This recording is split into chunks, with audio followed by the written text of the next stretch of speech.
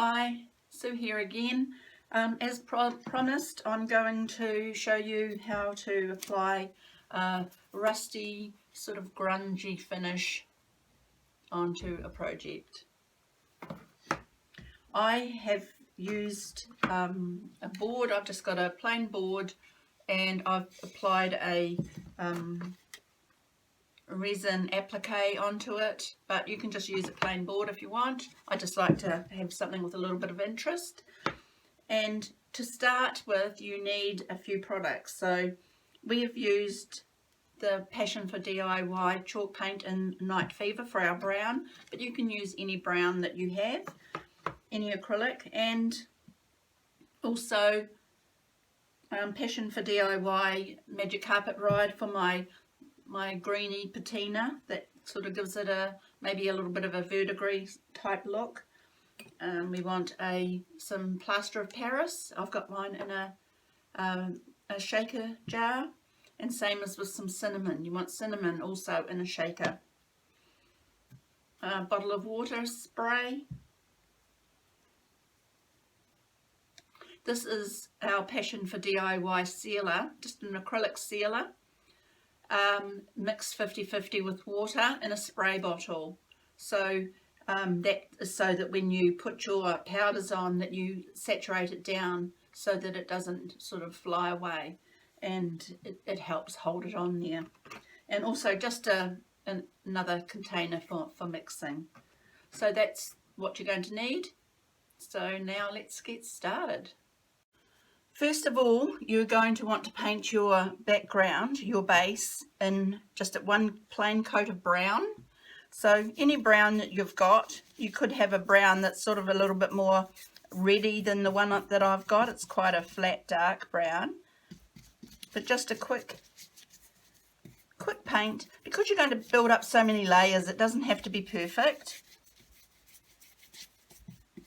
Spread that paint around.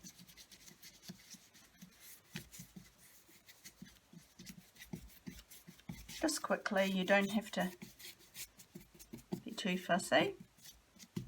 So there's my board painted, and I'm just going to paint the edges as well so that we don't have any wood showing, because I want the whole thing to be done. And I'll do the back later. I always finish my backs, but I'll do that at a later date, because it's going to get quite messy anyway. So and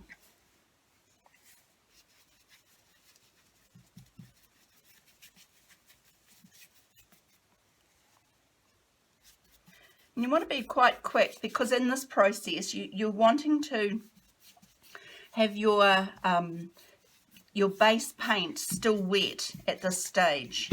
So now I've got that all done. I'm all ready to go, and put the lid on my paint here.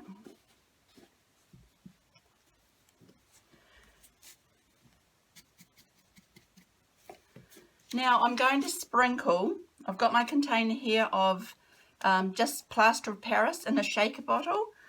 You could sprinkle it with your fingers if you don't have a shaker. But yeah, just sort of sprinkle a little bit of Plaster of Paris over your piece, and this just gives it a really sort of crusty, nice old grungy feeling. So, and then I'm going to, in the same stage, I'm going to sprinkle on some cinnamon. And I like my cinnamon to be nice and thick too, because once you wet it down with your sealer, it really gets nice and crusty as well, and really brings out that rusty look.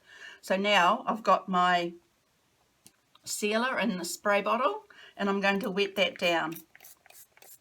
And that's just so that all the plaster, when you dry it, it helps it stick, and with your plaster it will help set it as well and make it sort of harder. So you really need to have that quite wet, because otherwise when you start drying it with a hairdryer, it will just blow away. So there we go, our first stage of application is Plaster of Paris and cinnamon, and now we're going to dry that.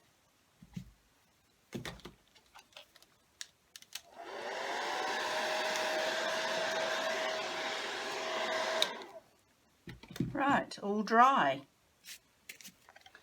So now it just brings out the colour a lot more once it's been sealed and dry. So this process is really just a build up of different layers until you get to a point where you think, right, I love that. So the next step I'm going to do is just add a little bit more brown paint, because I don't want the plaster to be white and speckly like that.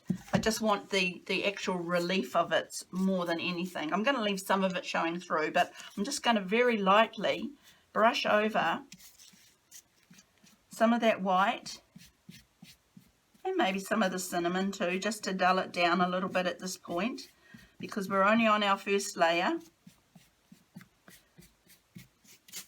So it's just like not putting too much paint on, just trying to cover up some of that white. And then I'm going to sprinkle a little bit more cinnamon up there, but not as much, just a sprinkle onto that wet paint once again. And then here we go with our spray bottle, spray it down, and then it's ready to dry again.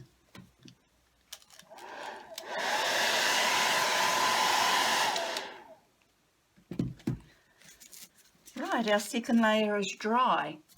So now I'm going to put a little bit of the blue wash over it, the Magic Carpet Ride watered down wash, and watering it down about 50-50 so that it's nice and liquidy, really, really runny.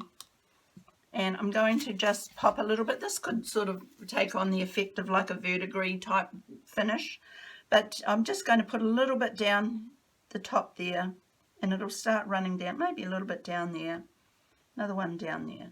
That's about it for now. And then I'm going to spray it with my water, because I don't want it dark. I want it quite submerged into the background. So you can see there's just that little light tinge of it. And if you get a line along the bottom, just sort of wipe it off on a paper towel or give it a bang, and it'll run away. So now I'm going to dry that again.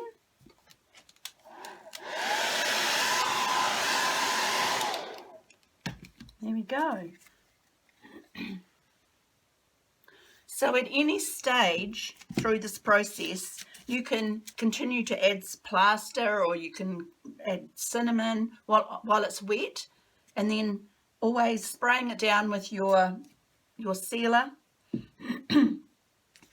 and till you get the required effect. But what I'm going to do now is something else, is a little bit of plaster, just going to shake it into an old container. And I'm going to put plenty of water in there, because we don't want it to set as thick. We just want it to make like a, I don't know, a very, almost a ghosting type finish.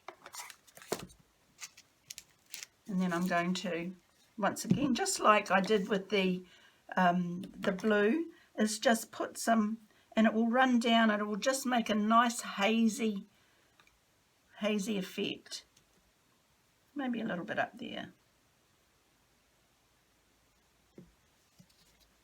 Once again, back to the drying.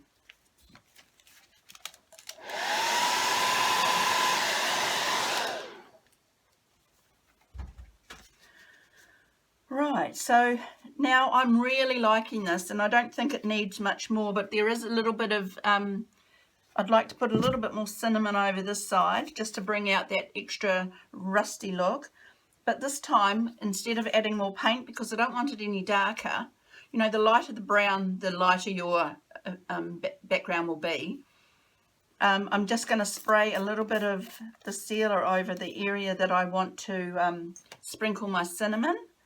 And then I'm just going to sprinkle that down just lightly. I only want a very sort of a light amount down there, and I'm going to tap the excess off. And once again, spray, spray, spray with the sealer. And this will be the final drying time.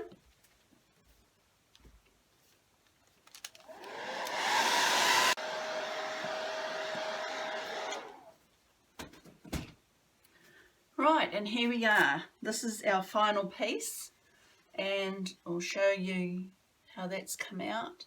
But you can just build up and work those layers just in the process that I've shown you until you get an amazing finish. And that's the best thing about it. It's like this changes every single time you do it. You'll never get the same result twice. And you can, you know, as you're working with the process, you might invent another process to fit in there that will make it even better for you. So I hope you enjoyed that, and that you'll work on a project using the Rusty Grunge finish, and I'd love to see what you come up with. Till next time, thanks.